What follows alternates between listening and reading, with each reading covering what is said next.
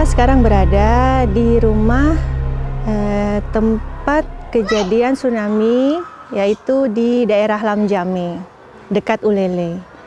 Di rumah inilah saya sempat merekam satu kejadian yang sangat dahsyat, yaitu tsunami yang melanda Aceh dan Sumatera Utara dan juga berdampak ke seluruh negara-negara sekitarnya yang terjadi tahun 2004 lalu.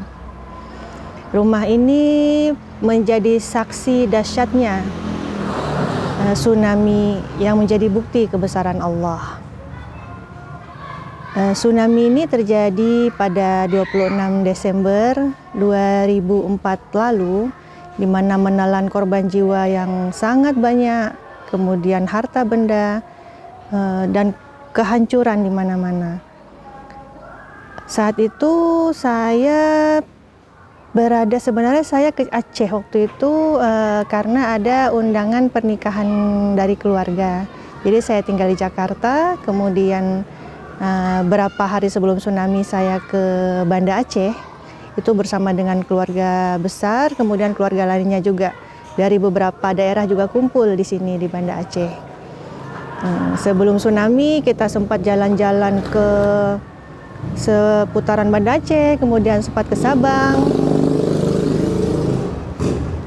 Dan selama berada di Aceh, saya selalu merekam segala kejadian. Kebetulan alhamdulillah saya memiliki satu handycam. Waktu itu formatnya mini DV. Jadi kemana kita pergi, ke Sabang, ke pantai, sempat juga ke Longa, ke Lampu, semua saya rekam kejadiannya.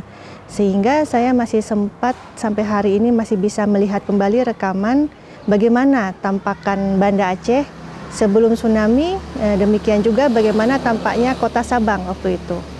Karena sempat juga ke Sabang, bahkan saya juga masih sempat merekam PLTD Apung satu hari sebelum kejadian tsunami, jadi masih ada berada di laut waktu itu, lengkap dengan pemandangan laut, dengan orang-orang sekitarnya di Ulele saat itu. Pada saat kejadian tsunami itu sebenarnya hari acara keluarga yang namanya Tung Dara Baro. Jadi kita hari itu memang sudah bersiap-siap untuk mengantar Dara Baro, sepupu kita, ke daerah Lampulo waktu itu.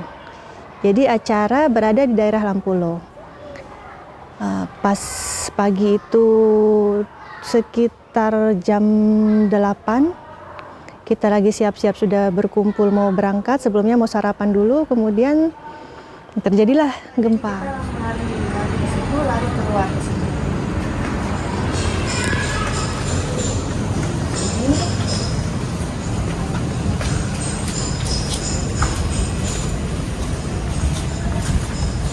Di sini ini sudah kumpul keluarga-keluarga. Saudara yang masih belum sempat turun karena mungkin masih istirahat kan, jadi sambil panggil-panggil akhirnya saya keluar lagi. Itu di lantai sudah penuh pecahan keramik, guci-guci, pajangan-pajangan sudah berjatuhan semua. Jadi kita lari tuh menginjak-injak kaca-kaca keramik-keramik itulah kita lewati. Kemudian sampai ke bawah, sudah ambil kamera ini, mulai di bawah sudah mulai saya langsung on kameranya. Saya sempat ambil gambar dari arah sini. Dari sini saya ambil gambar.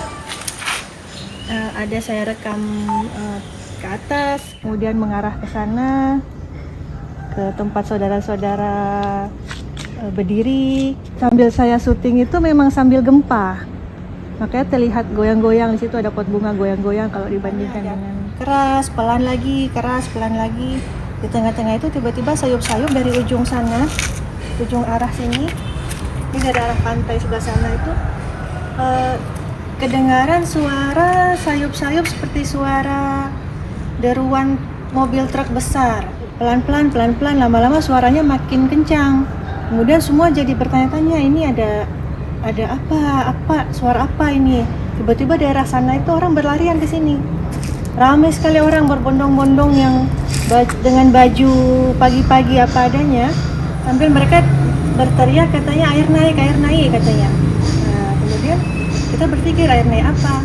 Tiba-tiba berlarianlah orang dari arah sana sambil teriak air naik. Sambil berlarian itu suara yang sayup-sayup seperti deruan mobil truk itu tiba-tiba suaranya mau besar sekali, seakan-akan seperti ada pesawat mau mendarat di sini gitu.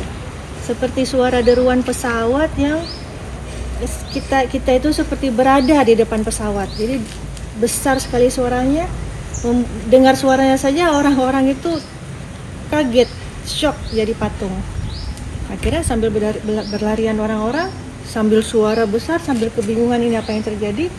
Nah, abis saya teriak, naik ke atas gitu. Karena kita punya pengalaman kalau di Papua kalau sudah ada gempa yang besar, kita segera cari tempat yang tinggi, lari ke atas. Tapi pada saat lari ini tidak semua sempat naik ke atas karena kebingungan kalau misalnya naik ke atas rumah ini ditakutkan rumahnya roboh, sedangkan kalau tidak naik mau lari pun lari kemana, karena ini memang kejadiannya di tengah gempa. Jadi sambil bergoyang-goyang sambil mau lari, sambil suara yang besar, sambil penuh kepanikan, jadi berpikir dengan waktu yang sangat cepat. Oke, di sini saya sambil waktu itu pas mau naik saya sudah on and off ya, kameranya sudah off, kemudian lari ke sini ke atas. Keluarga sudah duluan naik semua. Ini semua Halati, semua Abi semua sudah naik, saudara-saudara sudah naik, termasuk juga beberapa tetangga naik. Saya di sini saya pastikan semua orang sudah naik dulu, jadi saya paling terakhir naik. Waktu saya lagi di sini, saya lihat di sini ada anak-anak kecil yang mereka itu seperti terdiam, terpaku, seperti tidak tahu, kebingungan, seperti hilang kesadaran gitu. Tapi mereka seperti bingung mau apa. Akhirnya saya ambil anak-anak itu, sekitar ada tiga orang anak. Saya ambil kanan kiri gitu, saya gendong, langsung saya bawa naik ke tangga. Setelah ditaruh, saya letakkan anak-anak taruh di atas, saya turun lagi ke sini. Saya berdiri di sini, saya tanya, masih ada orang. Terus saya keluar. Umi saya sudah panggil, tapi panggil nama Putri gitu. Saya pikir kenapa? Rupanya orang yang di atas itu sudah melihat air dari jauh. Saya di sini bawah tidak kelihatan, jadi waktu saya cari orang masih normal, saya tanya-tanya. Pas saya di sini di ujung atap tetangga kelihatan sebenarnya rumah ini kan padat penduduk, jadi kita kalau air dari jauh itu tidak mungkin kelihatan, jadi air itu baru terlihat setelah berada di atas atap rumah tetangga.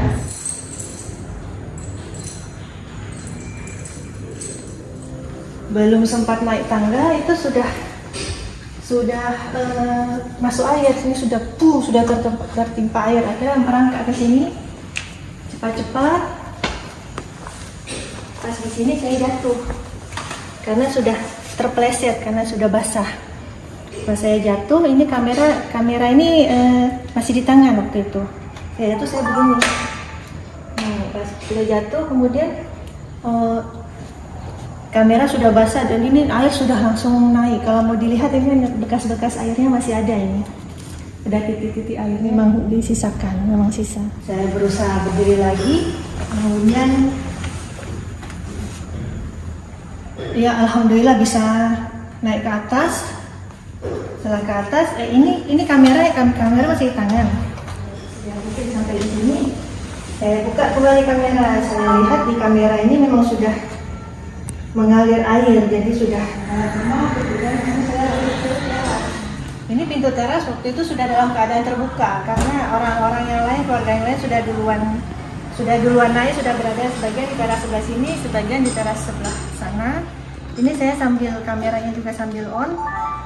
Jadi setelah dari sini kemudian dari sana langsung saya rekam, kemudian saya ke arah sini. Hati-hati udah nggak bagus lagi.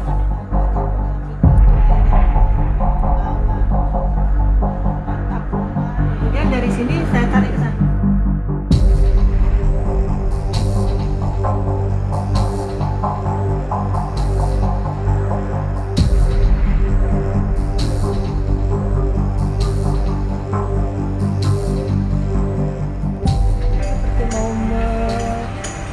merekam semuanya lah, mumpung masih hidup.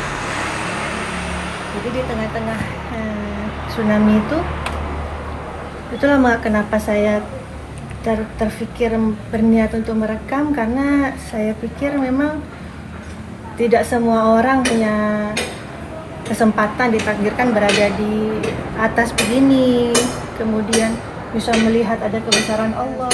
Bercakap-cakap sama Allah ya, saya bilang ya Allah, kalau memang saya mati sekarang, saya ikhlas, saya titipkan Abi, Umi, semua keluarga padamu ya Allah. Cuma satu saya, ya Allah, saya minta, tolong izinkan saya merekam kejadian ini. Nanti kalau memang rumah ini rubuh dan saya ikut masuk dalam air, saya bilang sama Allah, saya akan berusaha tetap merekam 1 detik, 2 detik. Saya masih hidup, saya rekam terus. Kemudian saya masuk dalam air tergulung-gulung, kemudian saya akan terus merekam sampai saya mati. Kemudian saya titip sama Allah, ya Allah, kemudian kaset ini saya titip kepadamu ya Allah. Tolong sampaikan pada dunia, agar dunia tahu betapa maha besarnya Engkau. Jadi terserah mau mati mau apa hari ini, terserah Allah mau ambil apapun, yang penting tolong selamatkan kaset ini, tolong kabarkan berita tentang kebesaranmu ya Allah. Pakai kuda-kuda supaya posisinya yang tenang, gambarnya tidak terlalu bergoyang. Beberapa menit kemudian air itu setelah gelombang pertama menerpa, kemudian surut kembali ke laut ke arah sana. Terlihat semua barang, orang, pepohonan itu terbawa, tertarik sama air. Ada satu ibu-ibu di atas kasur di sini, kan lewat di sini. Cuma terlalu jauh, tidak bisa kita raih ya. Beliau lewat di atas kasur, cuma menengok ke arah kita. Kita terdiam, ibu itu terdiam dan cepat. Tapi cuma bilang, ibu, mohon maaf ibu, kita tidak bisa bikin apa-apa. Ingat Allah, ibu, meratib, ma, meratib, kami bilang. Nah, ibu itu gini terus. Jadi rupanya beliau terduduk di kasur tuh sambil meratib seperti tenang. Jadi beliau tuh di atas kasur tertarik ke arah laut. Itu air surut, dan air surut tuh cepat sekali. Terpaan air datang itu seperti sama cepatnya dengan air surut. Jadi memang cepat sekali tertarik airnya. Sedang dari proses surut air, kita mendengar ada suara orang minta tolong di dalam rumah. Jadi saya keluar, saya masuk ke dalam. Saya ke dalam, rupanya di dalam ini ada abi saya dengan abang tuh sedang mencari-cari di mana arah suara. Nah, terus kata abi itu ada suara orang. Oh itu rupanya saya, karena saya berdiri di sini saya bisa lihat. Nah dia akhirnya kameranya saya arahkan ke sini. Antara sini, kemudian saya zoom. Jadi kita akhirnya berhasil bawa naik. Beliau tertidur di sini. Kalau lihat di video ada bapak-bapak sih tertidur sambil gantungan kunci kereta motornya tuh masih di sini. Jadi beliau katanya dari arah Ulele lari naik motor, kemudian terkena ombak, motornya hilang, beliau hanyut. Rupanya kuncinya masih tersangkut di jempolnya. Jadi ada di sini beliau tidur. Kita kasih rehat di sini. Tidak lama kemudian setelah kita berhasil angkat bapak itu, rupanya datang lagi gelombang kedua. Gelombang kedua saya sempat ambil waktu dari arah sini.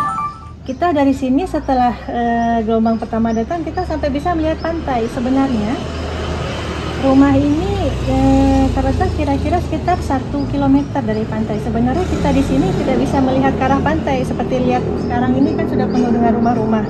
Jadi keadaan aslinya itu juga penuh rumah, kita tidak bisa melihat pantai. Tetapi setelah ombak pertama datang, seluruh rumah-rumah ini habis sehingga kita bisa melihat langsung ke bibir pantai sampai bisa saya zoom.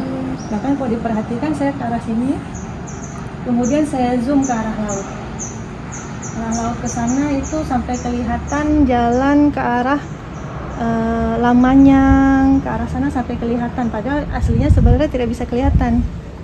Nah, di atas atap ini ada beberapa orang yang sedang bergantung itu di genteng yang terbawa air. Ini ada anak duduk di atas ini, di atas teras. Anak itu sebenarnya setelah tsunami mereda, kami panggil karena dia panggil pengen ke rumah kita, karena rumah kita kan mungkin lebih rame ya. Jadi setelah kita selamatkan situ, anak itu cerita dia pergi dengan naik motor dengan bapaknya lari, kemudian bapaknya terkena ombak, anaknya juga terkena ombak, kemudian dibawa sama air ke arah rumah itu. Habis itu dia bergantung ke teras itu terus naik menyelamatkan diri. Kemudian pas datang ombak kedua, akhirnya dia naik lagi ke atas atap lebih tinggi. Jadi kita dari sini bilang, Dek, sabar Dek, dia teriak bapak, terus dia panggil kita mau ke sini. Cuma kan bagaimana mau ke sini? Karena ini air masih tinggi. Kita bilang tunggu situ sebentar, sabar Dek. Sedangkan ini gempa terus. Akhirnya kita bilang sudah, kita turun saja, kita cari ke tempat yang lain yang lebih tinggi. Akhirnya kita keluar dari daerah ini. Jadi keluar dari daerah Ramjame ini, jalan kaki ke arah Simpang Dodi. Itu ke arah Simpang Dodi pun berjam jalannya karena saking banyak sekali puing-puing. Jadi kita berjalan itu di atas puing-puing dan potongan-potongan tubuh manusia. Malah kita lagi jalan, saya tersangkut-sangkut potongan kaki, terjumpa potongan kepala. Kemudian kita di rumah ini kan ada beberapa orang yang tidak sempat naik ke atas. Jadi kita kehilangan mereka. Sehingga sambil kita turun, kita ketemu banyak sekali mayat-mayat terhampar. Kita bolak-balik satu persatu mayat ini, apakah ini saudara atau bukan. Jadi kita balik, ini saudara bukan, oh bukan, ini saudara bukan. Tapi kita saking banyaknya mayat tuh jenazah, kita tidak bisa buat apa-apa ya. Kemudian kita berjumpa dengan beberapa orang yang sedang sakaratul maut. Sangat kehausan, katanya minum. Sedangkan kita sendiri tidak ada apa yang bisa dikasih. Jadi kita doakan, kita tutup sedikit dengan apa-apa yang bisa kita tutup, jangan terlalu terjemur kepanasan. Jadi kalau pengalaman melihat setelah tsunami itu segala macam di depan mata, yang jenazah bertaburan, yang bahkan binatang-binatang juga ada, anjing yang lemas di sini. Kemudian bahkan kita ketemu buaya putih juga ada. Buaya putih ada di atas rumah ini, di atas rumah tetangga. Dan memang saat itu tidak banyak yang bisa kita tolong, paling kita cuma bisa berdoa, kita ingatkan yang sudah lagi sakaratul maut tuh kita tuntun semana bisa. Nah, di Simpang Dodi itu sudah berkumpul banyak orang-orang yang katanya mencari keluarganya yang rumahnya di arah sini. Kita bilang nggak bisa tembus ke sana, kan ada yang pakai mobil, nggak bisa tembus ke sana. Akhirnya saya waktu itu jumpa sama satu halati yang ada keluarga yang bawa mobil mencari keluarganya sini. Akhirnya saya titip halati-halati yang lain yang di rumah ini, Umi semua titip di mobil itu, tolong bawa ke rumah Jida di rumah yang agak ke tengah kota.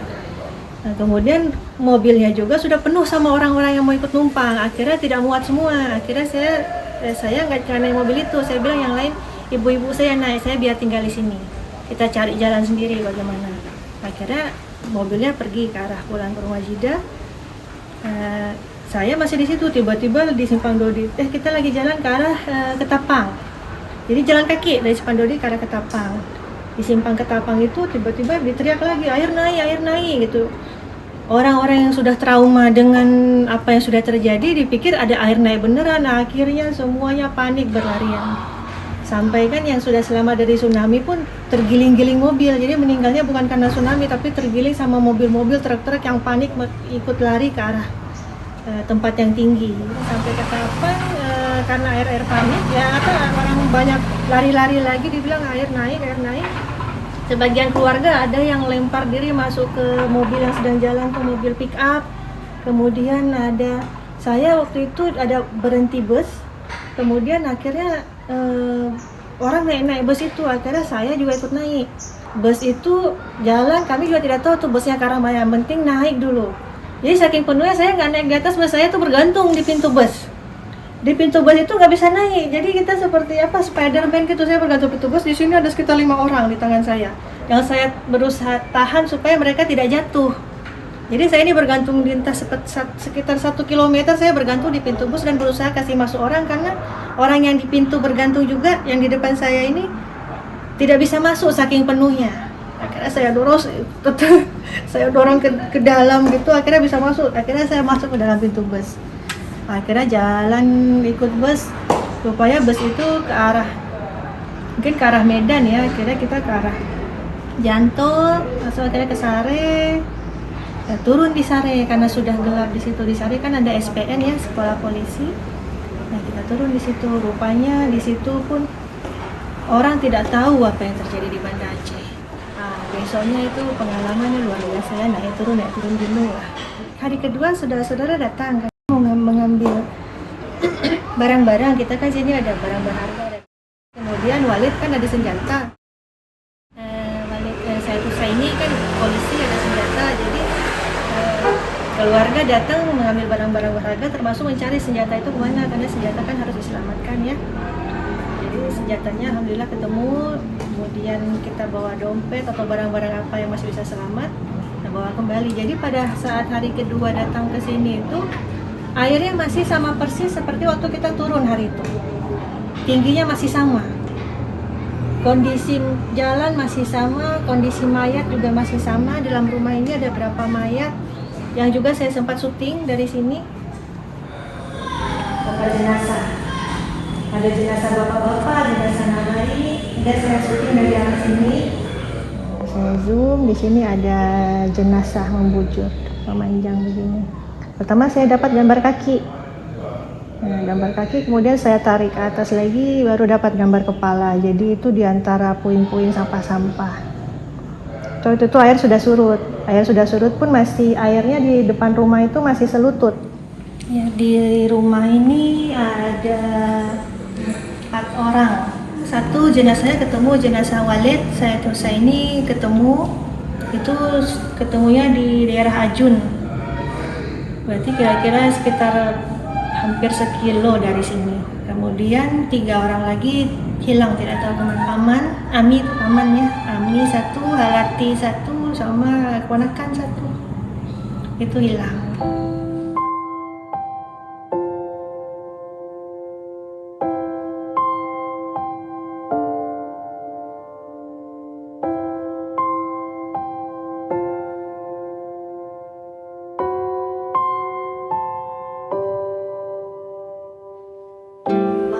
Habis tsunami, rumah ini kan kosong, kita di tempat pengungsian. Rupanya banyak sekali orang dari seluruh dunia yang datang ke rumah ini untuk menyampaikan simpati karena mereka melihat video yang saya rekam waktu itu. Karena video rekaman saya alhamdulillah bisa tersiar sampai ke seluruh dunia. Detik itu juga, hari itu saya serahkan, hari itu juga langsung tersiar ke seluruh dunia. Jadi orang di seluruh dunia datang ke Aceh untuk memberikan bantuan, kemudian mereka datang mau mengucapkan simpati, tapi kita tidak ada di rumah ini, jadi mereka menuliskan di sini pesan-pesan. Dari seluruh dunia datang, ada yang dari UK, kemudian ini Islamic Relief. Dari Islamic Relief ini salah satu NGO yang datang ke Indonesia waktu itu, ke Aceh waktu itu. Kemudian ada dari Papua, dari Jakarta, di Kalibata, ada dari Tim Care Internasional. Ini tulisan pertama yang ada di tembok ini, tanggal 3 Maret 2005. Ini tulisan pertama yang ada. Ini dari Yaman, ada yang dari Yaman, dari Malaysia, banyak dari mana-mana, dari pesantren-pesantren. Jadi ini kebanyakannya relawan-relawan atau lembaga-lembaga yang datang untuk memberi bantuan kepada Aceh, dan mereka memberi simpati kepada keluarga kita, memberikan semangat untuk terus berjuang melanjutkan hidup. Jadi kita sangat berterima kasih kepada seluruh masyarakat, seluruh saudara-saudara kami dari seluruh Nusantara, bahkan dari dunia internasional yang datang ke sini menyampaikan simpati dan meninggalkan kenang-kenangan di tembok ini. Alhamdulillah sampai sekarang masih kami selamatkan. Kalau memang ada yang berkesempatan ke Aceh lagi untuk singgah, insya Allah masih bisa melihat kembali tulisan-tulisan yang pernah ditulis di sini.